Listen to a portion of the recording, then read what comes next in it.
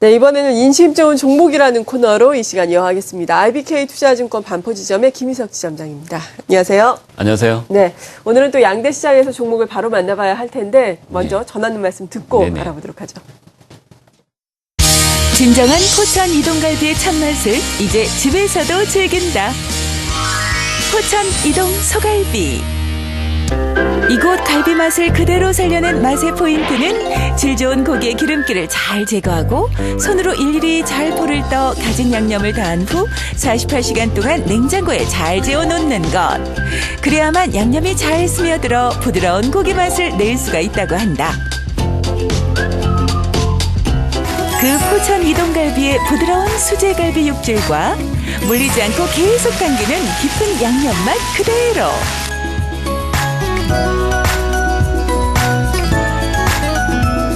이젠 간편하게 집에서도 즐기실 수 있습니다. 맛과 양념, 수제 방식 모두 리얼. 포천 이동 소갈비.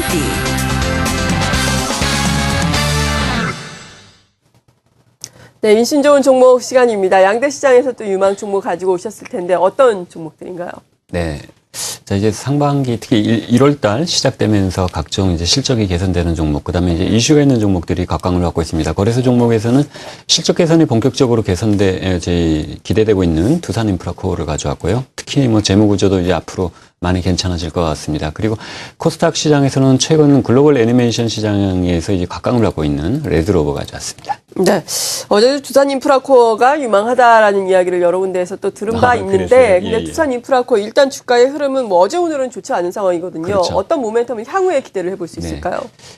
두산인프라코어의 가장 큰 기존의 발목을 잡았던 부분은 이제 그룹사의 재무구조, 그다음에 파켓의 일단 그 발목, 이런 부분들 실적 개선에 대해서 의문점이었는데, 이런 부분들이 1월 특히 1분기에 대해서 해소가 될 것 같습니다. 특히나 이제 GDR 발행의 성공을 통해서 그룹사의 어떤 자금 조달이 본격적으로 돼서 이제 그룹의 리스크, 재무 리스크가 완화됐다는 부분들이 이제 하나의 포인트고요. 두 번째는 2014년도에 글로벌 굴삭기 시장, 특히 이제 중국 굴삭기 시장이 7에서 10%의 이제 상승을 나타내면서 기존에 이제 완만한 상승세가 나오면서 이러한 것들이 두산인프라코어의 실적 개선으로 이어진다는 부분 알 수 있습니다.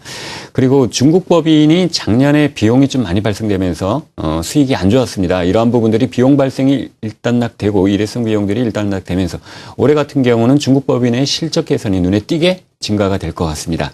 그리고 조금 전에 말씀드렸지만 박캡 이런 쪽의 소형 장비 시장에서 일단은 올해 같은 경우는 실적 부분이 조금 눈에 띄게 증가되지 않을까 싶습니다. 그래서 유럽, 미국, 중국 시장이 고르게 상승하면서 두산인프라코어가 1분기에 이어가지고 4분기까지 지속적으로 좋아질 것 같습니다. 준비된 자료 잠깐 보시면요. 네.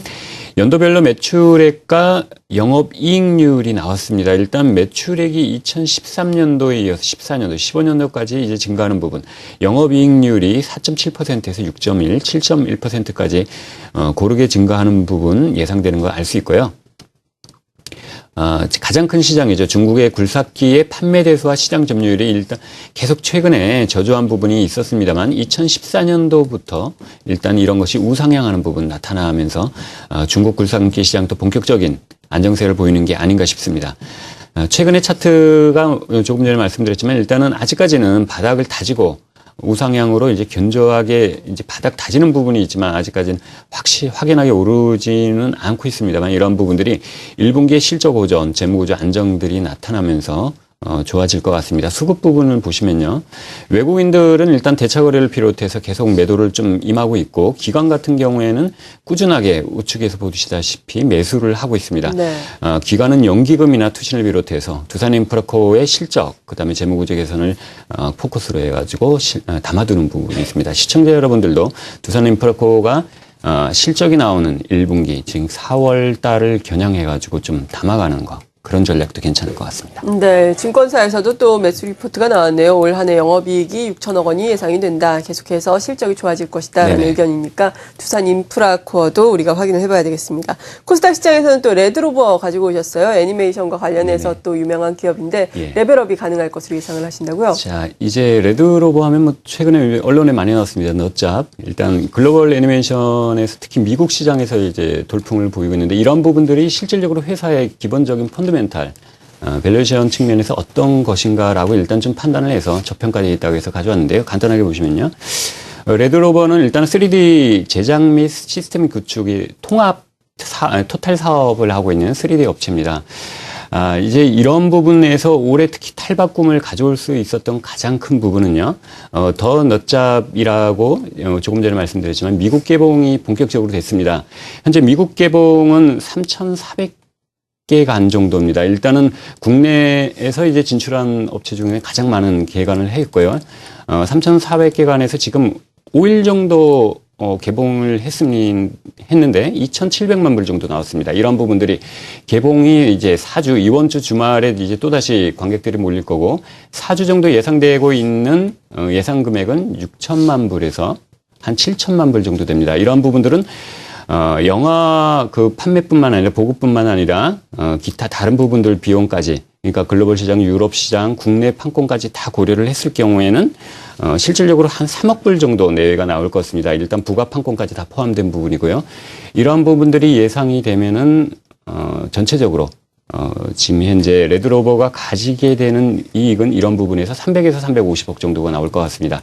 그러면 기존 사업 부분이 한 50억에서 한 70억 정도 영업이익이 나온다고 생각하면 올해 2014년도에 레드로버의 실적이 350억에서 한 400억 정도로 예상되고 있습니다. 특히 이러한 업체들 같은 경우는 글로벌 애니메이션이 성공을 해도 후속작 부분들이 일단 좀 의구심이 있는데, 특히나 스파크라는 저희 지금 현재 애니메이션 제작하고 있는 부분은 2014년도 올해 말에 최종적으로 제작 완료가 돼서 2015년도 내년에 또다시 글로벌 시장에 진출을 할 것 같고요. 근데 너짭2 같은 경우는 2016년도 이렇게 매년 큰 작품들이 하나씩 나오면서 통상적으로 영업이익 같은 경우는, 그러니까 수익이죠. 거의 따오는 수익은 300에서 400억 정도가 꾸준하게 나올 것 같습니다. 그러면 지금 현재 350억에서 400억 정도로 생각을 하고 주식수를 나누면 주당 순이익이 나오겠죠. 주당 순이익 같은 경우가 1,420원에서 1,630원, 평균적으로 한 1,500원 정도가 나옵니다.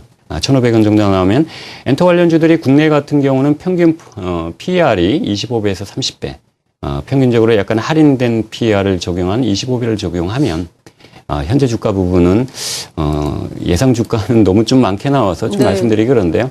일단 현재는 현재의 저평가되어 있다라고 생각을 하고 있습니다. 그래서 적정 PER을 고려했을 경우는 지금 상당히 저평가되어 있기 때문에 현재 주가 부분에서는 좀 한번 담아가는 부분 괜찮을 것 같고요. 특히 이러한 부분들이 적정 PER이 도달하는 시기가 보통 이제 리포트가 나오는 시점이겠죠. 예. 리포트가 나오는 시점에서 조금 현재 다시 한번 고민을 하는 거, 그런 전략 괜찮을 것 같습니다. 네, 그런데 일단 최근의 주가의 흐름을 보자면 지금 차트상에서도 봤듯이 그렇죠. 예. 너짭 개봉을 전후해서 급격하게 너무나 뜨겁게 달아올랐다가 너무나 네네. 또 급작스럽게 차익 실현 매물이 나오면서 식어버린 측면이 없지 않아 있어서 맞습니다. 기존의 주가의 수준을 찾아가는 게 아닌가라는 우려감이 일 수도 있는데 이 부분은 맞습니다. 어떻게 봐야 될까요? 자, 이제 준비된 차트를 잠깐 보시면요. 예. 기존에 8,000원 정도 이제 주가 부분이 형성을 돼 있다가 너짭이라는 이런 부분들이 개봉이 되면서 이 부분에서 단기적인 보통 이슈가 나오면서 주가 부분이 한 30% 정도 올랐다가 지금 이러한 부분들이 보통 이제 재료의 판다라고 해서 다시 주가 부분이 한 50% 되돌림하고 있습니다만 네. 자, 레드로버에 아까 조금 전에 말씀드렸지만 너짭에 한 6천에서 7천만 불, 지금 벌써 2,700만 불 나오는 실적을 고려하면 주당 순이익이 한 1,500원 정도 나오고 현재 PER 기준으로 해서 한 4배에서 한 5배 정도 됩니다. 지금 엔터 관련 주식들이 평균적으로 국내에 형성되어 있는 평균 PER이 한 25배라고 생각하면 지금 4.5배 정도면 굉장히 좀 저평가되어 있다고 생각하고요.